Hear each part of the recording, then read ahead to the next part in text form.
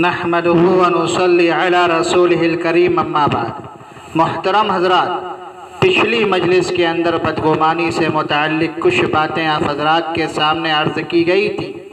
آج کی اس مجلس میں بھی انشاءاللہ بدگمانی سے ہی متعلق کچھ باتیں عرض کرنی ہے۔ آپ تمام حضرات سے بڑے ادب کے ساتھ دل کی گہرائی سے درخواست ہے، بڑے ہی پیار محبت سے میں درخواست کرتا ہوں کہ اپنے ذہن کو صاف رکھو، اپنے دلوں کو پاک رکھو، اپنے دلوں کو صاف رکھو، بدگمانیاں پیدا نہ کرو۔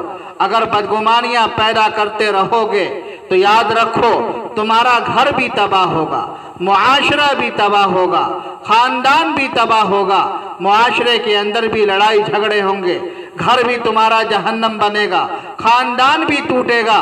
اس لیے اگر تم چین کی، سکون کی، راحت کی زندگی چاہتے ہو تو مسلمانوں اپنے آپ کو بدگمانی سے بچاؤ۔ جب ہم بدگمانیوں سے بچیں گے، خود بھی بچیں گے، دوسروں کو بھی بچائیں گے، تو انشاءاللہ پھر ہمارا گھر جنت کا نمونہ ہوگا۔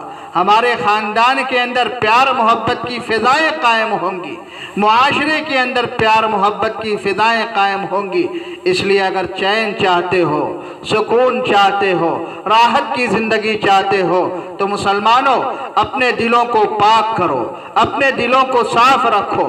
جتنا تمہارا دل صاف ہوگا اتنا ہی تمہاری زندگی پاکیزہ ہوگی، اتنی ہی چین والی ہوگی، راحت والی تمہیں زندگی نصیب ہوگی، امن والی زندگی نصیب ہوگی۔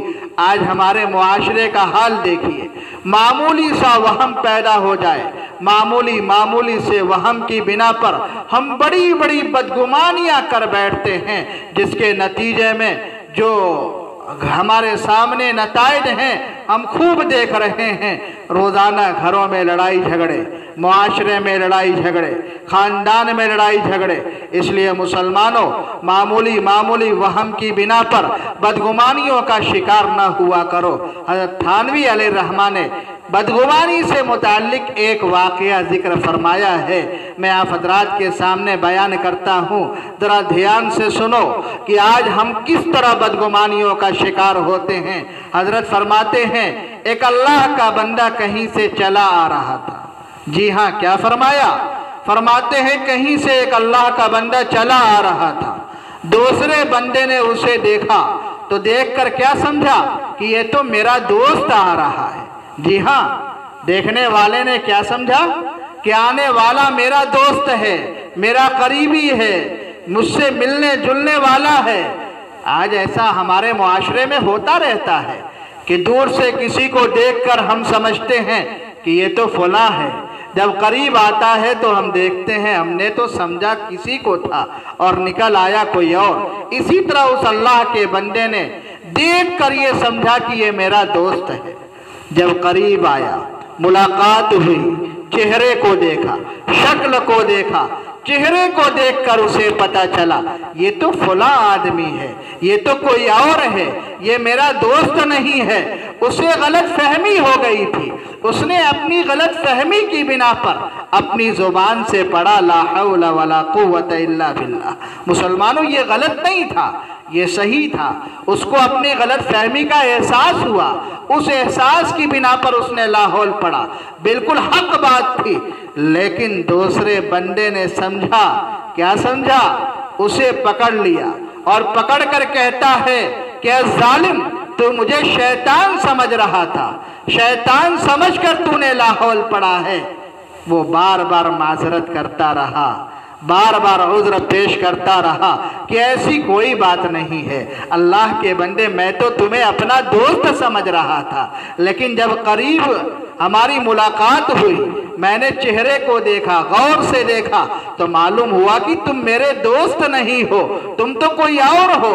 اس وجہ سے میں نے لا حول پڑھا تھا، باقی اور کوئی بات نہیں تھی۔ لیکن وہ اللہ کا بندہ ماننے کے لیے تیار نہیں، وہ کہنے لگا کہ تم نے مجھے شیطان سمجھا، شیطان سمجھ کر تو نے لا حول پڑھا ہے۔ مسلمانوں اس نے اس کے گریبان کو پکڑا اور زبان سے تیز بولنے لگا، بہت زیادہ غصے میں آ گیا، آگ بگولا ہو گیا۔ اور لڑائی جھگڑے تک نوبت پہنچ گئی۔ حضرت تھانوی علیہ الرحمہ فرماتے ہیں وہ بیچارہ کسی طرح جان بچا کر وہاں سے بھاگ نکلا۔ تو مسلمانوں ذرا سوچو، یہ معمولی سا وہم تھا، اس وہم کی بنا پر وہ بندہ بدگمان ہو کر لڑائی جھگڑے کا شکار ہو گیا۔ آج ہمارے معاشرے میں یہ باتیں ہیں یا نہیں ہیں؟ حضرت عارف باللہ مولانا محمد احمد صاحب پرتاپ گڑھی نور اللہ مرقدہ فرماتے ہیں آج ہمارے معاشرے کا حال یہی ہے کہ معاشرے کے اندر معمولی وہم کی بنا پر ہم بدگمانیوں کا شکار ہو جاتے ہیں۔ جی ہاں، ذرا اپنے معاشرے میں نگاہ دوڑائیے، اپنے گھروں میں نگاہ دوڑائیے، اپنی خاندان میں نگاہ دوڑائیے، اپنے علاقے میں نگاہ دوڑائیے، دیکھیے ہمارے علاقے کے اندر یہ باتیں ہیں یا نہیں ہیں، ہمارے گھروں میں یہ باتیں ہیں یا نہیں ہیں، ہمارے معاشرے میں یہ باتیں ہیں یا نہیں ہیں۔ رات دن کا مشاہدہ ہے کہ ایک بھائی باپ کے پاس بیٹھا ہے، دوسرے بھائیوں نے دیکھا تو شیطان نے ان کے دلوں کے اندر بدگمانیاں پیدا کرنا شروع کر دیا۔ ایسے ہی بیٹا اپنی بیوی کے پاس بیٹھا ہوا ہے، ادھر ساس دیکھتی ہے، سسر دیکھتا ہے، تو اس کے دل کے اندر شیطان کیا ہے، بدگمانیاں پیدا کرنے لگتا ہے کہ نہ معلوم یہ کیا باتیں کر رہا ہے۔ ایسے ہی بیٹا اپنی ماں کے پاس بیٹھتا ہے تو بیوی کو بدگمانی ہونے لگتی ہے۔ ایسے ہی ایک دوست دوسرے دوست کے پاس بیٹھتا ہے اور دوسرے لوگ اس کو دیکھتے ہیں تو بدگمانیوں کا شکار ہونے لگتے ہیں۔ مسلمانوں، رات دن کا مشاہدہ ہے، ہمارے گھروں کے اندر یہ باتیں ہیں، ہمارے معاشرے کے اندر یہ باتیں ہیں، اور انہی بدگمانیوں کا نتیجہ ہے کہ ہمارا گھر جہنم بنا ہوا ہے۔ روزانہ لڑائی جھگڑے کی نوبتیں آ رہی ہیں، پورے خاندان میں فتنہ اور فساد مچا ہوا ہے۔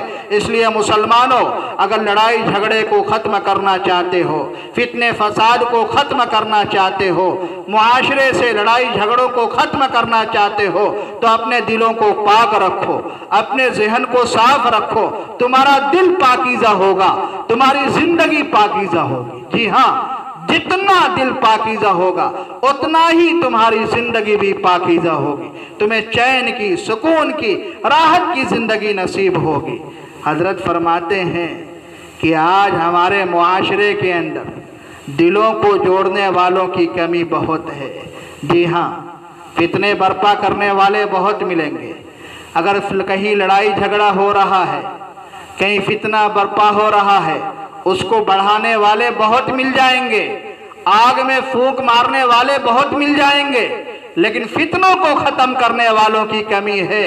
اس لیے مسلمانوں، آپسی فسادات کو ختم کرو، آپسی لڑائی جھگڑوں کو ختم کرو، آپسی فتنوں کو ختم کرو، اور ان فتنوں کے ختم کرنے کا ایک ہی علاج ہے کہ اپنے دلوں کو صاف رکھو، اپنے دلوں کو گندگیوں سے پاک رکھو، کینوں سے پاک رکھو، حسد سے پاک رکھو، غیبت سے پاک رکھو، بدگمانی سے پاک رکھو، تو انشاءاللہ معاشرے کے اندر چین کی، سکون کی، راحت کی فضا قائم ہوگی۔ اللہ تعالی ہم سب کو بدگمانی سے بچائے، اللہ تعالی ہمارے ایک ایک لمحے کو ہمیں قدر کرنے کی توفیق عطا فرمائے، فتنہ اور فساد میں پڑنے سے اللہ تعالی ہم سب کی حفاظت فرمائے۔